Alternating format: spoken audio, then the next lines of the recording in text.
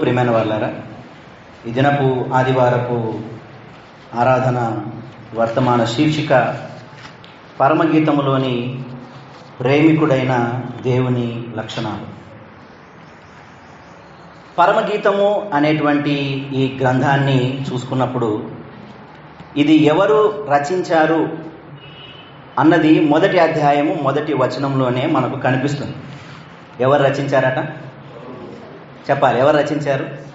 సొలొమోను రచించినటువంటి పరమగీతం. ఈ గీతాన్ని సొలొమోను గారు అనగా దావీదు కుమారుడైనటువంటి సొలొమోను రాజుగా ఉన్నప్పుడు ఆయన రచించినటువంటి గ్రంథం ఇది. అయితే ఇది మిగతా పుస్తకాల లాగా కాదు. బైబిల్ గ్రంథంలోని 66 పుస్తకాలలో ప్రతి పుస్తకానికి దాని ప్రాముఖ్యత దానికి ఉన్నది. అలాగే కావ్య గ్రంథాలలో పరమగీతం యొక్క ప్రాముఖ్యత కూడా చాలా ప్రస్ఫుటంగా మనకు కనిపిస్తూ ఉంది. అయితే చాలాసార్లు పరమగీతాన్ని అర్థం చేసుకోవడానికి ప్రయత్నించినటువంటి వారందరూ కూడా రకరకాలైనటువంటి వ్యాఖ్యానాలు, వివిధ రకాలైనటువంటి భిన్నాభిప్రాయాలతో పరమగీతాన్ని కొంతమంది ముట్టకుండా అయిపోయినారు. ఇంకొంతమంది చదివి విపరీతార్థాలు తీయడం ప్రారంభించారు. ఇంకొంతమంది వాదోపవాదాలు పెట్టుకుంటున్నారు. అయితే మనము గ్రహించవలసినది ఏంటి అంటే, పరమగీతములో రాయబడిన సంగతులన్నీ కూడా పరలోక సంబంధమైనటువంటి విషయాలు అన్నవి జ్ఞాపకం ఉంచుకోవాలి. ఇవి ఆత్మీయమైన సంగతులు అన్నవి జ్ఞాపకం ఉంచుకోవాలి. సరే, సొలొమోను గారు అనేక రకాలైనటువంటి గీతాలు రాశాడు, సామెతలు రాశారు, ఇంకా అనేక విషయాలు ఆయన తన జీవితంలో పొందుపరిచాడు. అయితే ఈ పరమగీతం అనే దాన్ని ఇంగ్లీష్లో సాంగ్స్ ఆఫ్ సొలొమోన్ అని కానీ లేదా సాంగ్ ఆఫ్ సాంగ్స్ అని కానీ పిలుస్తారు. ఎందుకంటే ఆయన రచించినటువంటి అనేకమైన గీతాలలో యూదులు ఎక్కువగా ప్రాముఖ్యంగా తలుచుకునేటువంటి గీతం లేదా ఆయా పండుగలలో ఎక్కువగా మననం చేసుకునేటువంటి గీతం ఏదన్నా ఉంది అంటే పరమగీతమే. సరే, ఇందులోని సంగతులను మనము అర్థం చేసుకుంటూ దేవుణ్ణి ఆరాధించడానికి ఉపయోగపడేటువంటి అంశాలను ధ్యానం చేద్దాం. ముందుగా గ్రంథంలోకి వెళ్ళడానికన్నా మనము మునుపు చేయవలసింది ఏంటి అంటే, ఇందులో ఏమి దాగి ఉన్నదో దాన్ని అర్థం చేసుకోవడానికి ప్రయత్నం చేద్దాం. ఒక కథలా చెబుతాను, జస్ట్ వినండి. ఎందుకంటే ఇందులోని వచనాలు చదువుతూ వెళ్తూ ఉంటే ఒకదానికొకటి లింక్ ఉన్నట్టుగా అనిపించదు. ఒకటి చదువుతూ ఉండగానే ఒకటి అర్థమవుతుంటుంది, సడన్గా ఇంకొక వచనంలోకి జంప్ అవుతూ ఉంటాం, సడన్గా ఇంకో దానికి జంప్ అయిపోతూ ఉంటాం. అది చదువుతూ ఉన్నప్పుడు సరైనటువంటి వరుస క్రమము మనకు అర్థం కాదు. అయితే దీన్ని అర్థం చేసుకోవడానికి వివిధ రకాలైనటువంటి వ్యాఖ్యానాలు వివిధ రకాలుగా ఉన్నప్పటికీ అర్థం చేసుకోవడానికి ఒక కథ రూపంలో చెబుతాను, జాగ్రత్తగా వినండి. రాజైనటువంటి సొలొమోను రాజుగా పరిపాలన చేస్తున్నటువంటి ఆ సందర్భంలో ఆయన పరిపాలన చేస్తూ ఇతరుల రాజుల వలె కొన్ని సందర్భాలలో వారి యొక్క రాజు హోదాను వదిలిపెట్టి ఈ రాజా హంగులకు, ఆర్భాటాలకు, భోగాలకు కొన్ని రోజులు దూరంగా ఉందామని చెప్పి ఆ రాజరికాన్ని కొన్ని రోజులు అలా పక్కబెట్టి ఒక మామూలు వ్యక్తిగా రాజ్యంలోకి రావడము మనం గమనించి ఉంటాం. ఏదైనా రాజుల యొక్క కథలు మీరు విన్నారు ఎప్పుడన్నా? రాజు మారువేషం వేసుకొని జనాలలో ఒక సామాన్యమైనటువంటి వ్యక్తిగా తాను కలిసిపోయి జనాల యొక్క బాధలు, జనాల యొక్క విన్నపాలు ఏవైనా ఉంటే తెలుసుకోవడానికి ప్రయత్నం చేసేటువంటి రాజులు కొంతమంది ఉన్నారు చరిత్రలో. అయితే ఈ రాజు కూడా తాను కొన్ని రోజులు ఆ రాజ భవనాన్ని వదిలిపెట్టి బయటకు వచ్చాడు. వచ్చినటువంటి ఈ రాజు ఏం చేశాడంటే, ఏ వ్యక్తిగా తాను మారువేషం వేసుకొని వచ్చాడు అనంటే ఒక గొర్రెల కాపరిగా వచ్చాడు. ఎలా వచ్చాడు? గొర్రెల కాపరిగా వచ్చాడు. తనకంటూ ఒక 20-30 గొర్రెలు అనుకోండి. ఆ గొర్రెలు పెట్టుకొని ఈయన ఒక గొర్రెల కాపరిగా ఒక కట్టె పట్టుకొని మామూలు డ్రెస్ వేసుకొని, గొర్రెల కాపరి డ్రెస్ వేసుకొని ఒక మందను మేపుకుంటూ వెళ్తున్నాడు. అలా వెళ్తూ ఉన్నప్పుడు ఈయనకు ఆయన వెళ్తున్నటువంటి త్రోవలో ఒక అమ్మాయి కనిపించింది. ఆ అమ్మాయి పేరు ఏంటారంటే షూలమ్మితి. ఏం పేరు? షూలమ్మితి అనేటువంటి ఒక అమ్మాయి కనిపించింది. ఆమె యొక్క రూపాన్ని చూసి ఈయన ఆమెతో ప్రేమలో పడ్డాడు, ఆమెను ఇష్టపడ్డాడు. కొన్ని రోజుల తర్వాత వీరిద్దరి మధ్యలో బంధము పెరిగిన తర్వాత ఒకరినొకరు ఇష్టపడుకోవడం, ఒకరితో ఒకరు ఉండడం, ఒకరితో ఒకరు ఈ బంధాన్ని కొనసాగించాలనేటువంటి ఉద్దేశంతో ఈ కాపరిగా వచ్చినటువంటి ఈ వ్యక్తి, షూలమ్మితి అయినటువంటి ఈ వ్యక్తి ఇద్దరు ప్రేమించుకుంటారు. అయితే ఈ షూలమ్మితి యొక్క బ్యాక్గ్రౌండ్ ఏంటో కూడా తెలుసుకోవాలి. ఎవరు ఈ షూలమ్మితి అని అంటే, ఈమె నల్లనిగా ఉన్నటువంటి ఒక అమ్మాయి. అన్నలు ఇంటి నుండి కోపపడి ఈ అమ్మాయికి ఒక పని ఇచ్చి పంపించారు. ఏం పని అంటే, ఈ అమ్మాయి పని కూడా గొర్రెలు గాయడమే. ఒక మందం తీసుకొని నువ్వు కూడా ఎల్లమ్మా అని చెప్పి షూలమ్మితిని పంపించారు. దేనికోసం? గొర్రెలు గాయడానికి పంపించారు.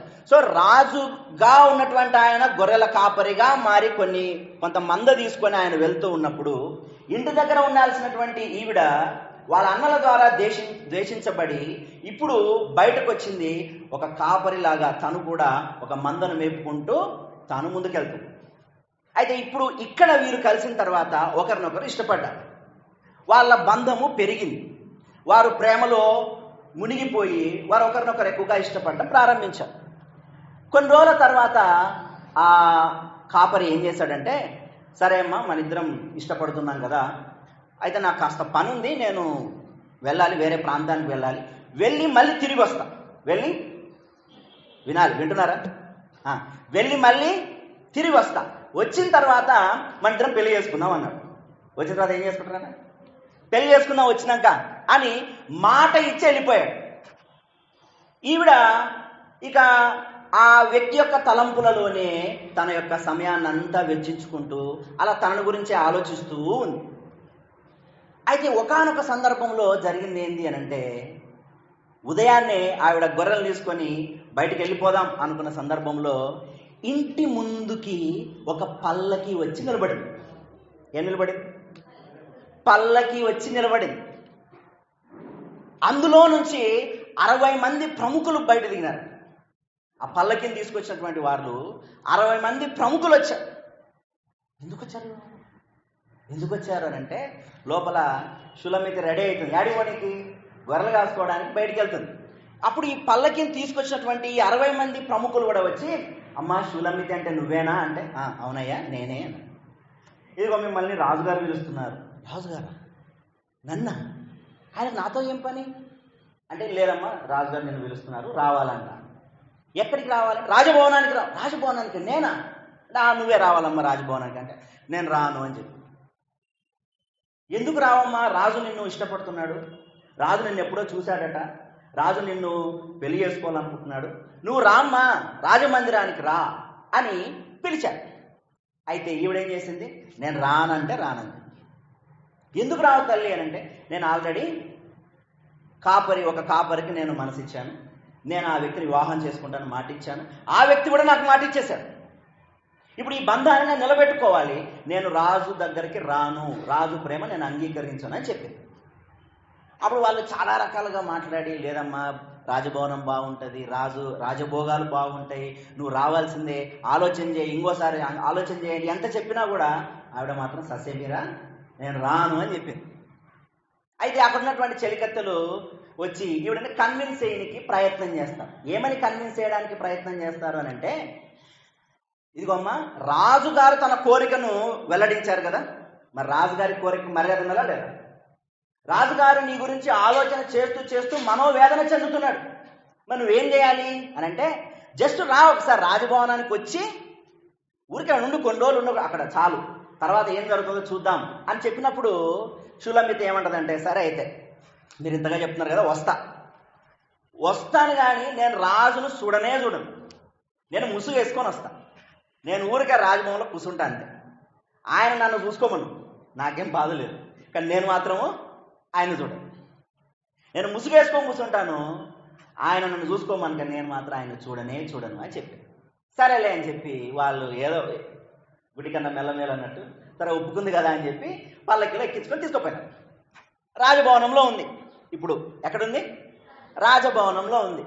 రాజభవనంలో ఉన్న తర్వాత ఇప్పుడు రాజుగారు వచ్చారు. ఏ రాజుగారు? సొలొమోన్ రాజుగారు వచ్చారు. వచ్చి ఏం చేశారంటే, ఈవిడను ఆ మందిరంలో ఉన్నటువంటి ఆ సందర్భంలో అక్కడికి వచ్చి ఈవిడ యొక్క రూపాన్ని వర్ణించడం ప్రారంభించాడు. నువ్వు చాలా అందంగా ఉన్నావమ్మా, నీ రూపము చాలా బాగా ఉందమ్మా అంటూ ఆవిడను పొగడం ప్రారంభించాడు. మొదట్లో రాజుగారు వస్తూ ఉన్నారు అన్నప్పుడు ఈవిడకి పెద్ద ఇంట్రెస్ట్ లేదు. ఆల్రెడీ చెప్పేసింది కదా, నన్ను ఆయన చూసుకోమని, కానీ నేను మాత్రం ఆయన చూడనని చెప్పేసింది కరాఖండిగా. ఆయన వస్తున్నాడంటే ఏం ఎక్సైట్మెంట్ లేదు. కానీ వచ్చినటువంటి రాజుగారు మాట్లాడుతుంటే, వచ్చినటువంటి రాజుగారు ఈవిడని వర్ణిస్తూ ఉంటే ఏదో తెలియని ఆసక్తి ఈవిడలో కలిగింది. ఎందుకో తెలుసా? ఎందుకంటే ఈ వాయిస్ ఎక్కడో నేను విన్నట్టుందే, ఈ వివరణ నేను ఎక్కడో విన్నట్టుందే అని అనుకొని కాస్త అబ్జర్వ్ చేస్తే ఆ వచ్చినటువంటి రాజు ఎవరో కాదు, ఆనాడు మారు రూపంలో వచ్చినటువంటి కాపరే ఇప్పుడు రాజుగా తన ముందుకు వచ్చాడు అన్న సంగతి ఆవిడ కాస్త గ్రహించి అలా ముసుగు తీసి చూస్తే అక్కడున్నది ఆ కాపరే. ఇప్పుడు ఆమె, అరే మీరు రాజా అంటే, అవును నేను రాజునే. అంటే కాపరిగా వచ్చింది, నన్ను ప్రేమించింది, నన్ను ఇష్టపడ్డది, నాతో జీవితాంతం ఉండాలనుకుంది మీరేనా అంటే, అవును నేనే అని ఆయన చెప్పిన తర్వాత ఇద్దరు కలిసి అక్కడ వివాహం జరుగుతుంది. ఇది కథ, అంటే జరిగినటువంటి సంభవం. ఎవరి జీవితంలో? సొలొమోను గారి జీవితంలో. అర్థమైంది కదా? ఇప్పుడు ఉన్నదంతా కూడా పరమగీతంలో ఇదే.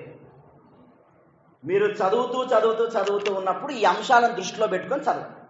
కొన్ని వచనాలను నేను చూపిస్తాను, ఆ వచనాలు చూస్తూ ఉంటే మీకు అవి కనెక్ట్ అవుతాయి. అయితే మీరు చదువుతూ ఉన్నప్పుడల్లా సరిగా అర్థం కాని సందర్భాలు వస్తాయి కాబట్టి ఎవరెవరు ఎక్కడెక్కడ ఏమేమి మాట్లాడారన్నది మీరు తర్వాత జాగ్రత్తగా చదువుకోండి. కేవలం మొదటి అధ్యాయం రెండవ అధ్యాయంలో ఉన్నటువంటి వాటి గురించి మాత్రమే చెప్తాను. ఎవరెవరు ఏ ఏ వచనాలు చెప్పారు అన్న సంగతి ఇంకా ఆరాధన వాక్యంలోకి దిగలే. ఇది only introduction. Okay, introduction is must to learn. Okay right. ఇప్పుడు చూడండి, మొదటి అధ్యాయము రెండవ వచనాన్ని అండర్లైన్ చేసుకొని సర్కిల్ తీసుకొని రెండవ వచనానికి షూలమ్మితి అని రాసుకోండి. అంటే అక్కడి నుంచి షూలమ్మితి మాట్లాడేటువంటి మాటలు ఎంతవరకు అంటే 7వ వచనం వరకు మాట్లాడుతుంది షూలమ్మితి. తర్వాత 8వ వచనము కాపరి అని రాసుకోండి. ఎవరక్కడ? కాపరి. 8వ వచనం నుండి 11వ వచనం వరకు కాపరి మాటలు. 12వ వచనం షూలమ్మితి. 12వ వచనం మాట్లాడేది షూలమ్మితి. 15వ వచనం కాపరి. 16వ వచనం షూలమ్మితి. 12 షూలమ్మితి, 15 కాపరి, 16 షూలమ్మితి. రెండవ అధ్యాయము 2వ వచనం కాపరి, 3వ వచనం షూలమ్మితి. 2వ వచనం కాపరి, 3వ వచనం షూలమ్మితి. 11వ వచనం గ్రంథి. 11వ వచనం కాపరి, 16వ వచనం షూలమ్మితి. 11వ వచనం కాపరి, 16వ వచనం షూలమ్మితి. సరే, సో ఒక 10 నిమిషాలు మనకి ఇంట్రడక్షన్కే బట్టి, రైట్. ఇంకా చాలా ఉంది ఇంట్రడక్షన్, బట్ మనకు సమయం తక్కువగా ఉంది కాబట్టి వెళ్ళిపోతాం. ఈ రకంగా ప్రతి అధ్యాయంలోనూ ఒక్కొక్కరు ఒక్కొక్క మాట మాట్లాడి ఉంటారు. ఎవరు ఏ మాట మాట్లాడి ఉంటారో తెలుసుకుంటేనే గ్రంథం అర్థమవుతుంది. పరమగీతాన్ని ఒక అట్లా వదిలిపెట్టకండి, దాన్ని చదవండి, అందులో ఉన్న అంశాలను గ్రహించడానికి ప్రయత్నం చేయండి. సరే, ఇప్పుడు శీర్షికలకు వచ్చేద్దాం. ఏంటి మన ఆరాధన వర్తమాన శీర్షిక? పరమగీతములోని ప్రేమికుడైన దేవుని లక్షణాలు. సో పరమగీతాన్ని మనం చదువుకుంటూ ఉన్నప్పుడు ఇందులో మనకు కనిపించేటువంటి పాత్రలు కాపరి, షూలమ్మితి, సొలొమోను గారు అనగా రాజు, ఆ తర్వాత యెరూషలేము కుమార్తెలు కనిపిస్తారు. అయితే ఈ జరిగినటువంటి వృత్తాంతాన్ని అంతా గమనిస్తూ మనము దేవుని యొక్క లక్షణాలను కూడా మనము ఆలోచన చేయడానికి ప్రయత్నం చేద్దాం. సరే, మొదటి మాట కాపరి రూపములో దేవుని ప్రేమ. మొదటి మాట ఏంటి చెప్పాలి? మొదటి మాట ఏంటి? కాపరి రూపములో దేవుని ప్రేమ. మొదటి అధ్యాయము పరమగీతం, మొదటి అధ్యాయము 7వ వచనం 8వ వచనం నేను చదువుతాను, వినండి. నా ప్రాణప్రియుడా, నీ మందరు నీ వెచ్చట మేపుదువో, మధ్యాహ్నమున నెచ్చట నీడకు వాటిని తోలుదువో నాతో చెప్పుము. ముసుగు వేసుకుని దాననై నీ జతకాన్ల మందల యొద్ద నేనెందుకుండవలెను? నా రీమని సుందరి, అది నీకు తెలియకపోయేనా? మందల ఎడుగు జాడలను బట్టి నీవు పొమ్ము, మంద కాపరుల గుడారముల యొద్ద నీ మేక పిల్లలను మేపుము అన్నాడు. 7వ వచనము షూలమ్మితి మాట్లాడిన వచనం అయితే, 8వ వచనము కాపరి మాట్లాడినటువంటి వచనం. సరే, ఇందులో మనం గమనించదగినది ఏంటి అంటే, కాపరి రూపములో సొలొమోను రాజు గారు ఆ ప్రాంతానికి వచ్చి ఆవిడను ఇష్టపడి ఆవిడతో మాట్లాడుతూ ఉన్నాడు. అయితే మనల్ని గమనించినప్పుడు ప్రభు అయినటువంటి యేసుక్రీస్తు ఆయన మన నిమిత్తమై ఎలాగూ ఈ భూమికి వచ్చాడు. ఆయన ఉన్నతమైన స్థానంలో ఉన్నటువంటి వాడు, రాజుగా ఉన్నటువంటి ఆయన మన నిమిత్తము మానవ రూపములోనికి దిగివచ్చి మనల్ని ప్రేమించడానికి ఆయన ఈ లోకానికి దిగివచ్చాడు. అయితే దేవుని చేత ప్రేమించబడేటువంటి లక్షణాలు మనలో ఉన్నాయా? దేవుడు ఇష్టపడేటటువంటి లక్షణాలు నీలో నాలో ఉన్నాయా? షూలమ్మితి చెబుతూ 5వ వచనంలో అంటుంది చూడండి, యెరూషలేము కుమార్తెలారా, నేను నల్లనిదాననైనను అంది. అనగా నాకు ఆకర్షించేటువంటి ఆ లక్షణము లేకపోయినను, నేను నల్లనిదాననైనను సౌందర్యవంతురాలను, కేదారు వారి గుడారముల వలె సొలొమోను నగరు తెరల వలెను నేను సౌందర్యవంతురాలను. అయితే ఈ మాట చెప్పడానికన్నా ముందు ఆవిడ పరిస్థితి ఏంటి అంటే 6వ వచనం చూడండి, నల్లనిదానని నన్ను చిన్న చూపులు చూడకుడి. అంటే ఇంతకుముందు ఈవిని ఎలా చూశారట? చిన్న చూపు చూశారంట. ఆకర్షణీయంగా లేదు, నల్లగా ఉంది అని చిన్న చూపు చూశారు. ఇది ఎందుకు ఏర్పడింది? నేను ఎండ తగిలిన దానను, నా సహోదరుడు నా మీద కోపించి నన్ను ద్రాక్ష తోటకు కావలి కత్తెగా నుంచిరి. అంటే ఒక వాచ్మెన్ లాగా పెట్టారట. అండ్ అయితే నా సొంత తోటను నేను కాయకపోతిని అంటూ ఈవిడ కూడా ఒక మందకి కాపరిగా ఉన్నట్టు, ద్రాక్ష తోటకు ఒక గేట్ కీపర్ లా ఉన్నట్టు కూడా మనము గమనిస్తాం. అనగా కుటుంబంలో ఈవిడ యొక్క పరిస్థితి బాగోలేదు. అయితే ఇట్టి స్థితిలో ఉన్నటువంటి ఈ వ్యక్తిని ప్రేమించేటువంటి వ్యక్తిగా రాజు ఏ రూపంలో వచ్చాడు? కాపరి రూపంలో వచ్చాడు. ఈవిడ పరిస్థితి ఎలా ఉన్నదో మన పరిస్థితి కూడా అలాగే ఉన్నది. మనము మన హృదయాలను గమనించినప్పుడు మన హృదయాలు ఆకర్షణీయంగా లేవు దేవుడికి. మన నీతిని గమనించినప్పుడు మన నీతి దేవునికి ఆకర్షణీయంగా లేదు. మన పరిస్థితి గమనించినప్పుడు దేవుడు కోరదగినదిగా లేదు. అయినా ఆయన మనల్ని ప్రేమించాడు. షూలమ్మితి నల్లనిదానిగా ఉన్నప్పటికీ, ఆవిడ యొక్క బ్యాక్గ్రౌండ్ సరిగా లేకపోయినప్పటికీ, ఆవిడను ఏ రకంగా రాజుగారు కాపరిగా వచ్చి ఆవిడని ప్రేమించారో, మన ప్రభువైన యేసుక్రీస్తు కాపరిగా ఆయన దిగి వచ్చి నిన్ను నన్ను ఆయన ఏం చేశాడు? ప్రేమించాడు. మానవాళిని ప్రేమించి మరి ఆయన చేసిన పని ఏంటి? ప్రేమిస్తున్నా అని కేవలం మాటల ద్వారా చెబితే చాలాసార్లు ఏమంటారు?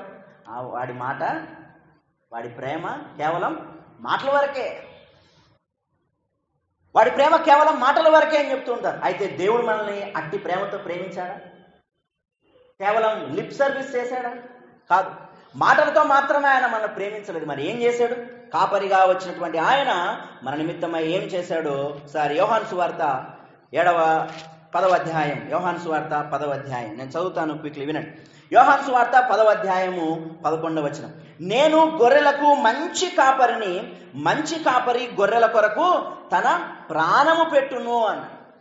ఈయన మన కోసము కాపరిగా వచ్చాడు. కాపరిగా వచ్చినటువంటి ఈయన చేసిన పని ఏంటి అంటే మనల్ని ప్రేమించాడు. ఆకర్షణీయంగా లేనటువంటి వ్యక్తులుగా ఉన్నాం. హృదయానుసారంగా మాట్లాడితే పాపముతో కొట్టుమిట్టాడుతూ ఉన్నాం. రకరకాల చెడ్డ ఆలోచనలు హృదయంలో ఉన్నాయి. దేవుణ్ణి ఆకర్షించేటంతటి పరిశుద్ధత మనలో లేనే లేదు, ఏ మాత్రమూ లేదు. అయినా ఆయన ఏం చేశాడు? నిన్ను నన్ను ప్రేమించాడు.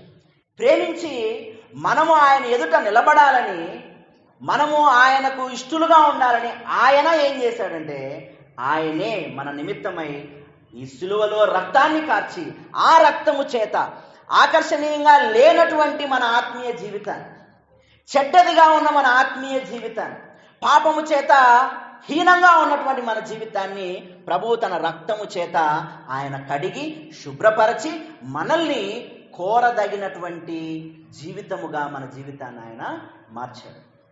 కాపరిగా వచ్చినటువంటి ఆయన కాపరిగా నీకోసం నా కోసం ప్రాణం పెట్టాడు. మన యొక్క పాపాన్ని కడిగి మన జీవితాన్ని మార్చి ఆయన మనల్ని ఏమని పిలుస్తున్నాడు? మనల్ని ఆయన సొంత పిల్లలుగా, ఆయన సొంత బిడ్డలుగా చేసుకున్నారు. ఇక్కడ పరమగీతంలో ఉన్నటువంటి పదాలతో చెప్పాలంటే ఆయన సంఘానంతటిని ప్రియురాలుగా భావించాడు.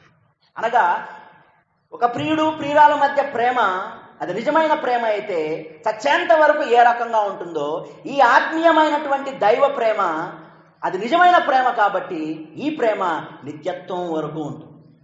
నిత్యత్వం వరకు నిలిచేటువంటి ప్రేమతో ఆయన నిన్ను నన్ను ప్రేమించాడు. ఆ ప్రేమకు మనం అర్హులమా అంటే మనం అర్హులము కానే కాదు. అనర్హులమైన మనకు ఈ అర్హతను ఇవ్వడానికి ఆయన తన స్వరక్తాన్ని ఇచ్చాడు. సరే, మొదటిగా మనము గమనించినది కాపరి రూపంలో దేవుని ప్రేమ. రెండవ చూద్దాం, చూడండి. అదే మొదటి అధ్యాయము 16వ వచనం చదువుకుందాం. మొదటి అధ్యాయము 16వ వచనం. నా ప్రియుడా, నీవు సుందరుడవు, అతి మనోహరుడవు అన్నారు. సరే, రెండవ అధ్యాయము 16వ వచనాన్ని చదువుకుందాం. 2వ అధ్యాయము 16వ వచనం ఎవరైనా చదువుతారా?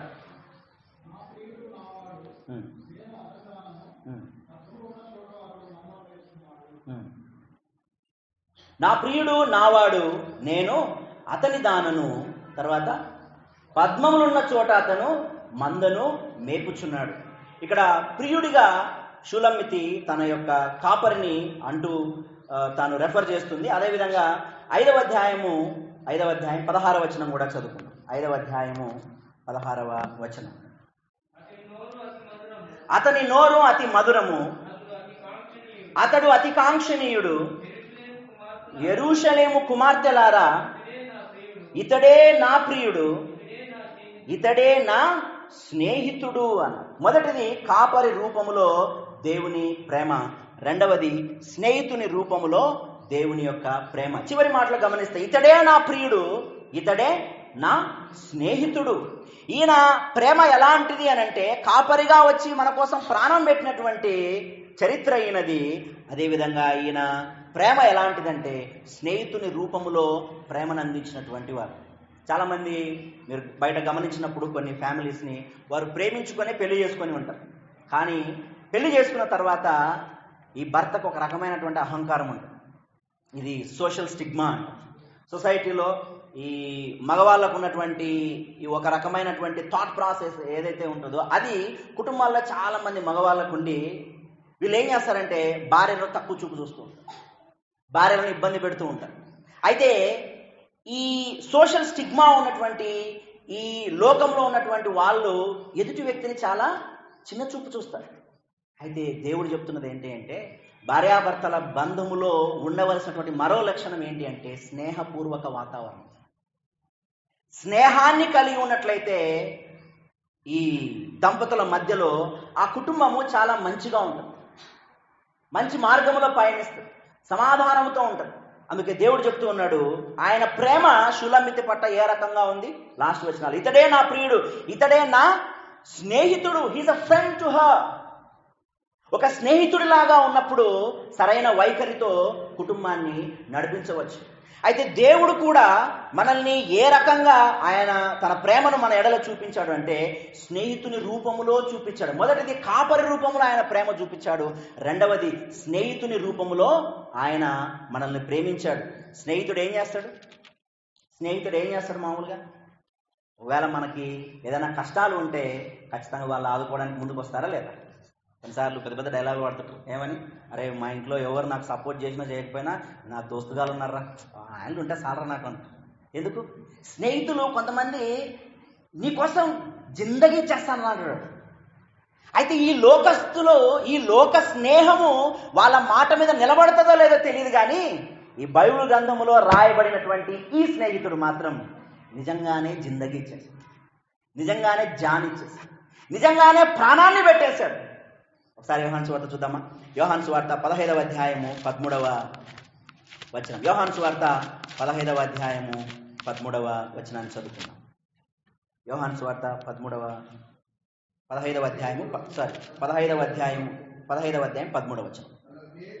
తన స్నేహితుల కొరకు తన ప్రాణం పెట్టువాని కంటే ఎక్కువైన ప్రేమ గలవాడును ఎవడును లేడు. స్నేహితుల కొరకు ప్రాణం పెట్టేవాడి కన్నా ఇంకా ఎక్కువైన ప్రేమ గలవాడు ఎవడున్నాడు చెప్పండి? క్రీస్తు మన ఎడల ఎలా ఉన్నాడు అంటే ఆయన మనకు స్నేహితుడిగా ఉన్నాడు. షూలమ్మితి తన ప్రియుడిని పట్టుకొని, ఈయన నాకు స్నేహితుడు, ఈయన నా ప్రియుడు అండ్ నాకు స్నేహితుడు. మనల్ని ప్రేమించినటువంటి యేసుక్రీస్తు కూడా మనకు ఎలా ఉన్నాడంటే ఆయన స్నేహితుడుగా ఉంటూ ఆయన చెప్పిన మాట ఏంటంటే, తన స్నేహితుల కొరకు ప్రాణం పెట్టువాడికన్నా అధికముగా ప్రేమించగలవాడు ఎవడు అని.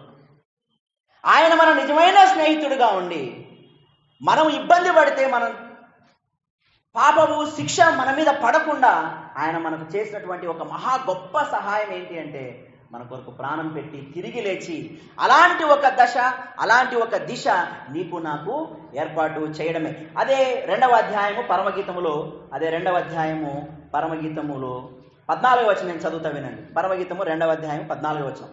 బండ సందులలో ఎగురు నా పావురమా, పేటు బీటలను ఆశ్రయించు నా పావురమా, నీ స్వరము మధురము, నీ ముఖము మనోహరము, నీ ముఖము నాకు కనబడనిమ్ము, నీ స్వరము నాకు వినబడనిమ్ము అంటున్నాడు. ఈ మాటలు ఎవరు చెప్తున్నారు? 11వ వచనంలో ఏమని రాసుకున్నారు?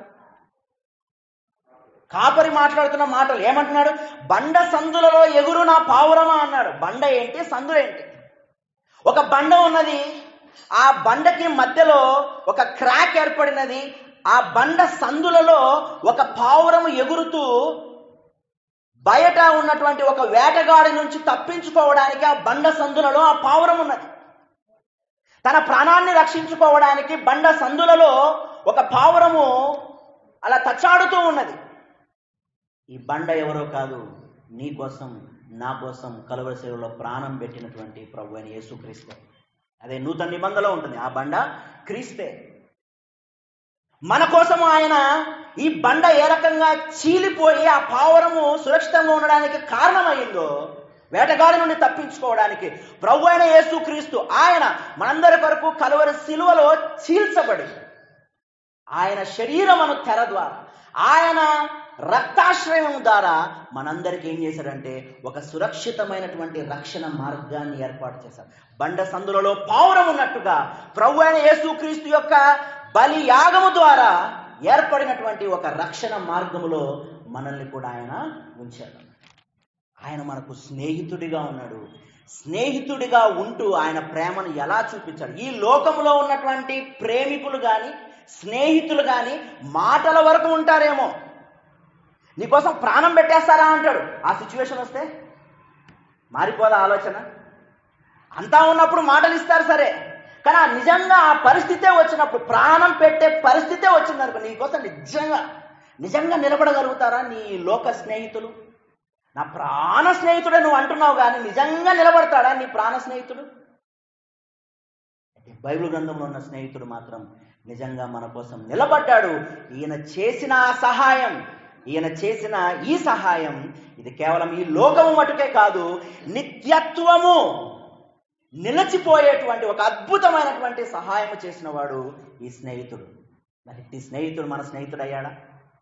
But all we have such a friend, we're so blessed. అలాంటి స్నేహితుడు నిజంగా మన హృదయంలో ఉన్నాడంటే మనం నిజంగా ధన్యులము. ఈ షూలమ్మితి తన ప్రియుని గురించి తలంచుకుంటూ ఆయన ప్రేమ ఎంత గొప్పది అని మాట్లాడుతూ, ఆ కాపరి మాట్లాడుతున్న మాటలను తాను గ్రహిస్తూ, అవును నిజమే కదా అని, ఈయన నాకు ప్రేమను పంచాడని ఆయన ప్రేమలో ఆవిడ తలపోసుకుంటూ ఆయననే ధ్యానిస్తూ ఉన్నది. మరి మనం సంఘంగా కూడినప్పుడు, దేవా నా కోసమే నీ శరీరాన్ని ఆ కలువరి శిలువలో చీల్చుకున్నావా, నా కోసమే పడరాని పాటలు పడ్డావా, నా కోసమే ఇంతగా నీ ప్రాణాన్ని నువ్వు కోల్పోయావా అని ఆయనను తలుచుకోగలుగుతాము మనం. మొదటిది కాపరి రూపంలోని దేవుని ప్రేమ, రెండవది స్నేహితుని రూపంలోని దేవుని ప్రేమ. చివరిగా చూసుకొని ముగించుకుందాం. అదే పరమగీతం 3వ అధ్యాయము 7వ వచనం. పరమగీతములు 3వ అధ్యాయము 7వ వచనం చదువు.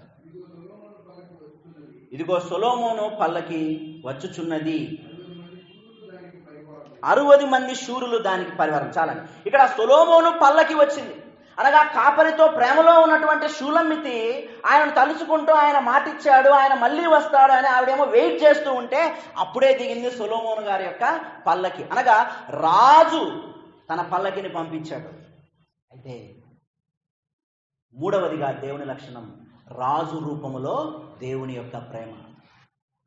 రాజు రూపంలో దేవుని యొక్క, మొదటిది కాపరి రూపంలో దేవుని ప్రేమ, రెండవది స్నేహితుని రూపంలో దేవుని ప్రేమ, మూడవది రాజు రూపంలో దేవుని యొక్క ప్రేమ. 2వ కొరింథీయులు రాసినటువంటి పత్రిక 3వ అధ్యాయము 18వ వచనం చదువుకుందాం. 2వ కొరింథీయులు 3వ అధ్యాయము 18వ వచనం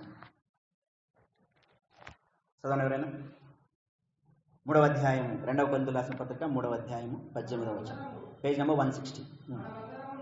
మనమందరమును ముసుగులేని ముఖముతో ప్రభు యొక్క మహిమను అద్దము వలె ప్రతిఫలింపజేయుచు మహిమ నుండి అధిక మహిమను పొందుచు ప్రభువగు ఆత్మ చేత ఆ పోలికగానే మార్చబడుచున్నాము. చాలండి. రాజు పిలిచాడు కదా అని, ఇతరులు బలవంతం చేశారు కదా అని షూలమ్మితి భవనానికి వచ్చేసింది, కూర్చొని ఏమంటుంది, ఆయన నన్ను చూసుకోమని, నేను మాత్రం ఆయన చూడనని చెప్పింది. అయితే ఆయన వచ్చి మాట్లాడిన తర్వాత ఆవిడ చేసింది ఏంటి, ఆ ముసుగును తొలగించేసింది. అంతవరకు ఆవిడ ముసుగుతో ఉన్నది. ఎప్పుడైతే ఆయన రాజు మాత్రమే కాదు, నన్ను ముందుగా ప్రేమించిన నా కాపరిని తెలుసుకుందో, అప్పుడు మాత్రమే తాను ముసుగు తీసి ఆ ప్రియునితో ఏకమైపోయింది. ఈ రాజుతో ఏకమైపోయింది ఆవిడ. రాజు రూపంలో దేవుడు నిన్ను నన్ను ప్రేమించాడు. మనకున్నటువంటి ముసుగు అంతటిని దేవుడు ఏం చేశాడు, తీసివేశాడు. ఇక ఆయనతో మనకు ఎటువంటి ఎడబాటు లేకుండా చేయబోతూ ఉన్నాడు ఆయన. మనం ఆయనను చేరినప్పుడు ఆ రాజు ముఖాన్ని మనము చూడబోతూ ఉన్నాం. అదే చెప్పాడు కదా ఈ వచనంలో, ఏమన్నా మళ్ళీ చదువుతాను నేను, వినండి. మనమందరమును, ఎవరు వీళ్ళు అందరూ? మనమందరం అంటే సంఘమంతా కూడా, మనమందరమును ముసుగులేని ముఖముతో, ఇది 2వ రాకడలో జరగబోతున్నటువంటి సంభవం. మనమందరమును ముసుగులేని ముఖముతో ప్రభు యొక్క మహిమను అద్దము వలె ప్రతిఫలింపజేయచ్చు అని. అంటే ఆయనను మనము ముసుగు లేకుండా చూస్తూ ఉన్నప్పుడు ఆయన మహిమ, ఆయన తేజస్సు మన మీద పడుతూ ఉంటే వీఆర్ రిఫ్లెక్టింగ్ హిస్ గ్రేస్. అలా అన్నాడు, మహిమ నుండి అధిక మహిమను పొందొచ్చు అన్నాడు. రాజభవనంలోకి రావడమే గొప్ప సంగతి అయితే, రాజు తాను ప్రేమించిన వ్యక్తి కావడం, రాజుతో వివాహం దగ్గరికి వెళ్ళడం, వివాహం చేసుకోవడము, ఆ షూలమ్మితికి ఆవిడ యొక్క మొదటి స్థితి చూడండి, ఇప్పటి స్థితి చూడండి. ఆవిడ మహారాణిగా ఇప్పుడు వెలుగొందేటువంటి సమయం. మరి మన పరిస్థితి కూడా అంతే కదా. దేవునికి దూరముగా ఎక్కడో ఉన్న వారిని దేవుడు సంఘములోనికి తీసుకొని వచ్చాడు, షూలమ్మితిని భవనంలోకి తీసుకొని వచ్చినట్లు. అయితే సంఘములో ఉన్నంత మటుకే ఇక అయిపోలేదు మన జీవిత ప్రస్థానం. ఒకనాడు 2వ రాకడలో దేవుడు రాబోతూ ఉన్నాడు. వచ్చినప్పుడు మనము ఈ సంఘములో ఉంటూ, మన పరిశుద్ధతను కాపాడుకుంటూ, దేవుని గురించి ధ్యానం చేస్తూ, దేవునికి దగ్గరగా ఉన్నట్లయితే ఒకనాడు రాబోతూ ఉంది ప్రభు అయినటువంటి యేసుక్రీస్తు 2వ రాకడలో మనందరినీ కలిసేటువంటి కాలం. ఆ రాజు మనల్ని దర్శించేటువంటి కాలం. మన ముసుగు తీసేసి ఆయన మహిమ మన మీదకు తీసుకొని వచ్చేటువంటి కాలం. ఆయనను చూస్తూ, దేవా ఇక నేను నీదానను. సంఘము దేవునితో చెప్పే మాట, నేను నీదానను, నన్ను నీ వశము చేసుకో అని షూలమ్మితి రాజుకు తన జీవితాన్ని అప్పగించుకున్నట్లు మనమందరం కూడా, సంఘం అంతా కూడా ప్రభు అయిన యేసుక్రీస్తుకు మన జీవితాలను, మన ఆత్మను ఆయనకు అప్పగించుకుంటూ నిత్యత్వములో ఆయనతో ఉండేటువంటి ఆ మహద్భాగ్యాన్ని దేవుడు నీకు నాకు కల్పించబోతూ ఉన్నాడు. What a wonderful life it's going to be. మన జీవితం ఈ లోకములో ఎన్నడూ ఎండ్ కాబోతుందో మనకు తెలియదు. మరి సిద్ధపడ్డామా? మనం సిద్ధపడినట్లయితే ఆ గొప్ప భాగ్యాన్ని దేవుడు నీకు నాకు ఇవ్వబోతున్నాడు. అది ఎంత అమూల్యమైనది. మరి అంతటి అమూల్యమైనటువంటి, ఆల్రెడీ మనకు రక్షణ ఇచ్చాడు, అది అమూల్యమైనదే. సంఘములో చేర్చాడు, అది అమూల్యమైనదే. ఇక 3వది ఇవ్వబోతున్నాడు. అది ఏంటి అంటే ఆయన మహిమను మనకి ఇవ్వబోతున్నాడు 2వ రాకడలో. మరి అంతటి భాగ్యాన్ని పొందగలిగిన అర్హత మనకు ఎవ్వరికీ లేదు. అయినప్పటికీ ఆయన తన ఉచితమైన కృపచేత మనల్ని పాత్రులుగా చేస్తున్నాడు. కర్నూలు ఘటనలో, ఫైర్ యాక్సిడెంట్లో బూడిదైపోయారు. వాళ్ళకి తెలియదు వాళ్ళు బూడిదైపోతారని, కానీ బూడిదైపోయారు. వాళ్ళ ఆత్మలు ఎక్కడికి వెళ్ళింటాయి? హైదరాబాద్ బస్సు సంఘటనలో వారు అనుకున్నారు జీవితంలో ఏదేదో సాధించాలని, కానీ వారు కూడా సమాధికి వెళ్ళిపోయారు. వారి ఆత్మలు ఎక్కడికి వెళ్ళింటాయి? మనం ఈ భూమి మీద నిరంతరం జీవించే వాళ్ళము కాదు. ఏనాడైతే మనము ఈ జీవితాన్ని వదిలిపెట్టి వెళ్ళిపోతామో ఆనాడు మనము దేవుని చేరుకోగలమనేటువంటి ఆ నిరీక్షణ నీకు నాకు ఉందా? ఒకవేళ ఉన్నట్లయితే మనం ఎంత అదృష్టం. మన మీద దేవుని కృప ఎంత ఉన్నతంగా ఉంది. ఆ ప్రియుడు మన కోసము రాజైన వాడు కాపరిగా వచ్చాడు, కాపరైన వాడు స్నేహితుడిగా మిగిలాడు, స్నేహితుడైనటువంటి వాడు ఒకరోజు రారాజుగా రాబోతున్నాడు. మనందరినీ కూడా పరలోక రాజ్యంలోకి ఆయన హక్కున చేర్చుకొని ముసుగు తీసి మనందరినీ ఆయన కౌగిలించుకోబోతున్నాడు. ఈ దృశ్యములో, ఈ సన్నివేశంలో నీకు నాకు అవకాశం ఉంది అని తెలుసుకోవడమే ఎంతో ఉన్నతమైనది. మరి ఇటు గొప్ప ధన్యత ఇస్తున్నటువంటి దేవుడికి, ఇవ్వబోతున్నటువంటి దేవుడికి మనస్ఫూర్తిగా ధన్యవాదాలు చెప్తాం. తల వంచండి, కళ్ళు మూసుకొని ఆరాధనలో ముందు కొనసాగుతాం.